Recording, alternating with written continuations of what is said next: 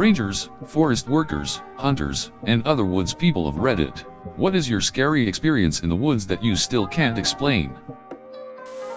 I've lived in the Smokies most of my life. Anywhere I've lived in the Smokies, I've been completely surrounded by woods. Naturally.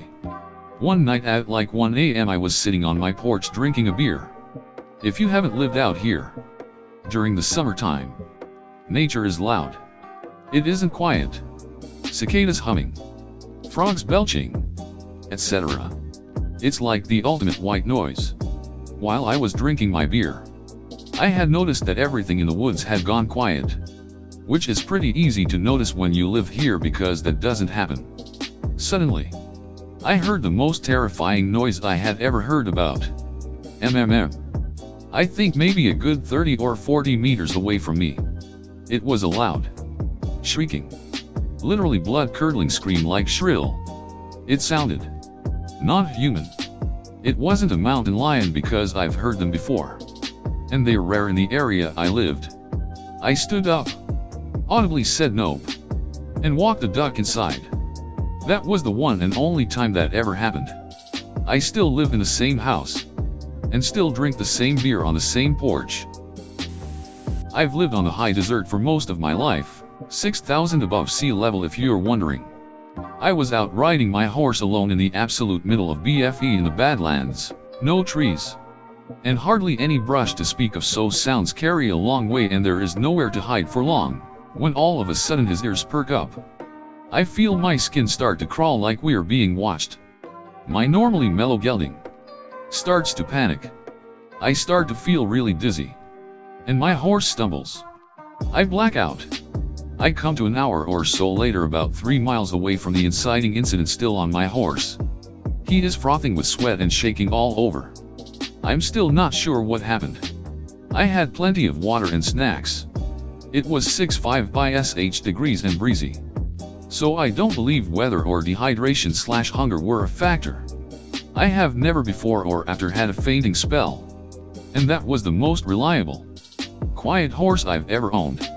I now have a serious case of the heebie-jeebies again just thinking about it. Friend and I were hiking in the woods. He was at the camp and I went to check on things about half a mile away.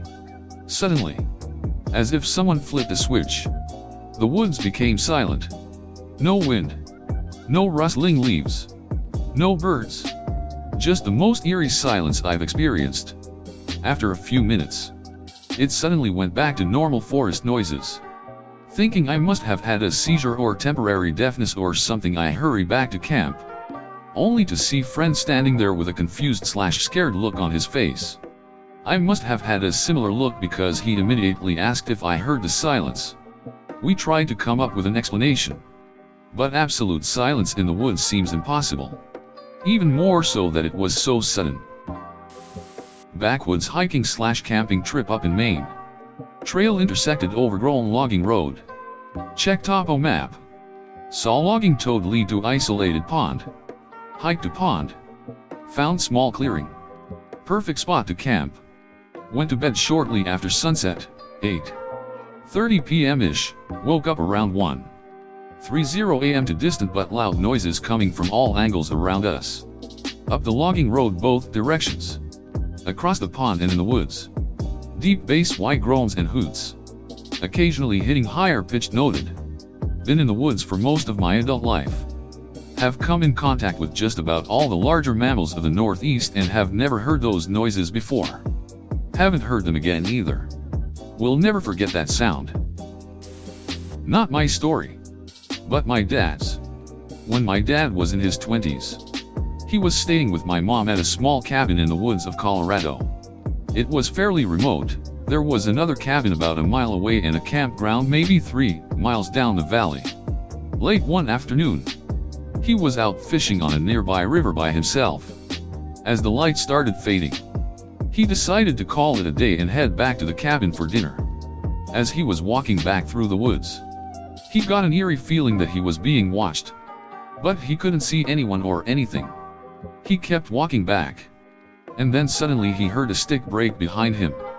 He stopped, looking back for the source of the sound, but still didn't see anything. He nervously kept walking back. A little quicker. And then heard another stick break. Whirls around and still, nothing. This happens like 3 or 4 times. But every time he stopped to listen and look, there was total silence and nothing else moving. By the time he finally made it back to the cabin, it was nearly dark. He never did find out what was following him. But whatever it was left him alone after that. His best guess was a mountain lion stalking him or something. Really unsettling though. Not anything like this myself, but a friend told me this story. So he goes with a buddy to hike a trail near our town, northern Washington state. So lots of woods and trees. When they get to the trailhead, there is one other car there, and he remembers seeing a person in that car. The person in the car was just staring at them, with what he described as a really white unchanging face. He kept staring right at them without trying to hide it or look away. My friend got creeped out, and decided to leave. In the next week or 2 after that, a couple of hikers and a ranger turned up dead in that same area. Pretty sure they caught the guy, but I don't remember if his photo was posted. Super creepy. Kinda creepy thing happened to me when I was a student forester this summer. So, the forest I was working in was about 20 km from the nearest town, which contained around 1,200 people, and we usually set out for whatever task we have to do in the forest at around 7:00 a.m. So we are at the forest at around 7:30 a.m. and we are about 12 km up the road when we turn a corner very slowly and see what I initially thought to be a weird looking bush or statue, but it was in fact a person, sitting on a carved out stump on the side of the road. Just sitting there. What really threw me off was the fact that this person had a parka on and a balaclava underneath it in the middle of summer. We drove by this person real slow and he lifted a hand to wave slowly as we drove past, and it was just super creepy. Never saw them again after that, but it did make going out on excursions a little more uneasy sometimes when alone. I was hiking with my cousins in Guatemala when we came across a massive field of burned forest. We decided to explore it and didn't find anything interesting until we found a burned car. I still can't figure out how a car could have gotten there since we were hours away from any road. We have dense woods behind my house, and one evening I hear my dog barking up a storm. I ran outside to see what it was, and near our grapevine stood this wolf-like creature that was about the size of a huge bear. I freaked out when it made eye contact with me. It just stood there, about 10 yards away from me, just staring. I grabbed my dog and ran inside to tell my parents. They wrote it off as my imagination since I was about 10 to 12 at the time. But ever since then, when I go into the woods, it feels like I'm being watched. I'm now 17, and still have the vivid memory of it. These stories are gonna be awesome tales to share around a campfire next season. Great read just before bed too. About 20 years ago I had just finished my degree and was bummed because I couldn't find a job. A former roommate / good friend and I went on an overnight backpack trip near Burr Oak State Park in southeast Ohio. About 2 a.m. we were awoken in our tent by the sound of dozens of horses being ridden all around us. We could hear muted conversation, harness jingling, hoofs clopping, and we could feel it shaking the ground.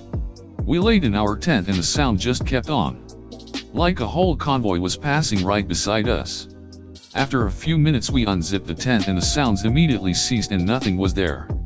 It was freaky. We were afraid they were going to ride over us, it was so intense. I have no idea who or what it was, but we're camped on a trail that had been used by John Morgan Hunt's Confederate raiders during the Civil War. Not a logical explanation, but it was deafening. There were so many horses. I can still hear men's voices murmuring as they rode by. Next morning not a single hoof print to be found. Stumbled across some kind of witch circle? Backpacking off trail in the Colorado mountains. Cobblestone circle. Bones hanging from the trees. Burned out candles and creepy pictures in a tree trunk that my family didn't let me get a good look at before they dragged me away. Never did figure out exactly what was going on there. That was a fun trip. Hiking part of the NCT north of Grand Rapids. MI. We hiked around 25 miles in a day, and by the time we made camp I was in a huge amount of pain. Hadn't hiked for almost a year, so going that hard was a mistake. I was starting to get sick and couldn't get warm no matter how I layered up. I barely ate and then went to sleep. I woke up in the very early morning to slow footsteps walking around camp. They were pretty heavy and lumbering, so I knew it was a bear. I didn't dare move and tried to slow my breathing as much as possible to stay quiet. After around 20 minutes it started moving away again and I passed back out. When I woke up, the shrubbery around camp was disturbed and a friend had also woken up and heard the same thing. She was somewhat new to hiking though and had no idea what it was, so she was a little spooked when I told her. We got the duck out of there as soon as we could. So and I were off-roading in the Cebola National Forest. On a few of the turns, there's a spot in the trees looking out over a cliff. At one of these, we saw a weird thing in the air. I can't even really say it was in the sky, because it was too close. I could see the other parts of the mountain behind this thing. It did this weird thing, almost like a loading bar, lighting up white back to front, then vanished. I still don't know what that thing was. We both saw it. It had a wider back and went to a point at the front, and the front part curved down. It was terrifying the whole way out, because the road wasn't wide enough to turn around on and there were more openings in the trees like that ahead of us. No missing time. Nothing weird like that. But it was a good minute before either of us said anything. I've been back since, took months before I was willing TBH, and never saw anything like it since. I've spent a lot of time in fairly wild places and never had an incident that I couldn't explain. Doesn't make them much less scary, though. When you figure out it's a cougar, bear, moose, or strange human, it's not like you exhale and relax. Scariest moment for me, to date, was the grizzly that was circling our camp in the dusk at about 20 meters. Packed my family into the car as fast as we could move, but it wouldn't have been fast enough if the bear had attacked. I really regret it. I feel that I failed as a parent, because it's only luck that nothing horrible happened. I don't think I'll ever forget seeing its green eyes bobbing and swaying in my headlamp. It briefly rushed our vehicle as we left. 2. Scary as duck. Inventory arborist tech here. I've found a cow tongue sliced open down the middle, wrapped in different vibrantly colored bands, and stabbed to the trunk of an oak tree with a knife.